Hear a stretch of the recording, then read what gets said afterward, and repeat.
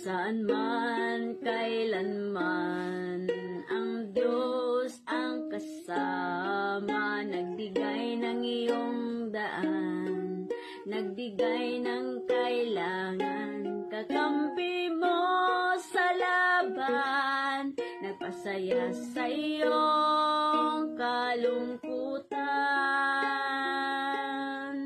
Karamay mo siya, nagmamahal sa'yo, kailan pa man. Naghihintay na pansinin mo, naghihintay na mahalin mo, naghihintay na sabihin mo, Panginoong Jesus, pangunahan mo ang buhay kong ito.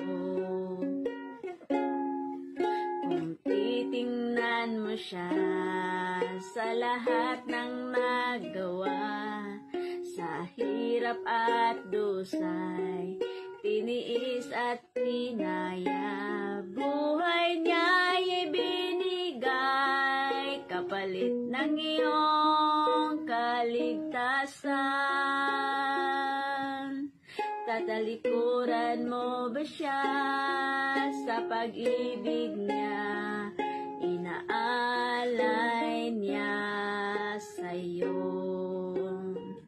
Naghihintay na pansinin mo, naghihintay na mahalin mo, naghihintay na sabihin mo, Panginoong Jesus, pangunahan mo ang buhay kong ito.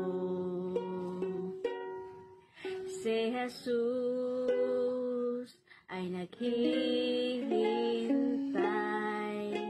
sa'yo. Ayan po, ang ating Panginoon ay naghihintay sa atin kung kailan tayo lalapit sa Kanya. Huwag nating hayaan na yung buhay natin ay malagot bago natin siya makilala. Dapat habang hindi pa natin siya nakikilala sa panahon ngayon, atin na pong tuklasin kung paano natin siya kilalanin.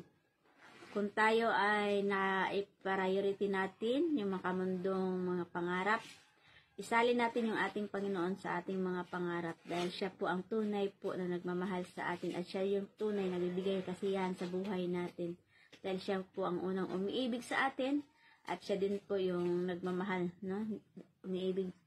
Inibig niya tayong lahat, binigyan niya tayo ng ating pangangailangan mula pa nung una, bago tayo niya ginawa, binigay na niya lahat ng ating pangangailangan, alalahanin lamang natin kung ano yung mga magandang ginawa niya para sa atin.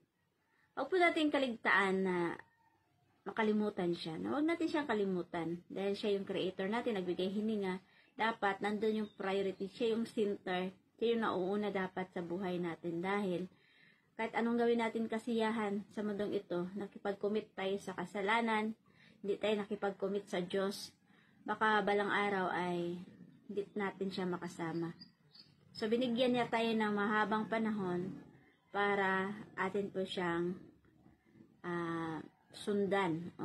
Gusto ng Panginoon na susuko tayo sa Kanya. Habang may buhay, may pag-asa, may panahon pa para tayo ay babalik sa Kanya. Kung tayo ay nakipag-commit sa mga kasalanan nung tayo hindi pa nakikilala kay Jesus Christ, hindi pa natin siya lubusang nakikilala, ngayon na yung panahon na iwanan na yung commitment sa kasalanan. Doon na naman tayo kay Jesus. Doon tayo sa Panginoon, nakipag-commit para yung buhay natin, malagutan man tayo ng hininga, at least na ibalik tayo sa Kanya para pagdating ng araw, makasama natin siya. Kasi siya yung may-ari ng buhay natin. Sa Kanya din tayo babalik. So, marami man tayo hindi na share na gusto natin ibahagi, no? Pero sa next mga video, atin pong abangan kung ano pa yung matutunan natin. Ang pag-share is, sharing is caring, no? Magkaroon tayo ng idea. Basta, hindi mo tayo perfect magsalita. Importante, nakapag-share tayo kahit konti at makapag-explore tayo sa mga bagay na hindi pa natin na-explore.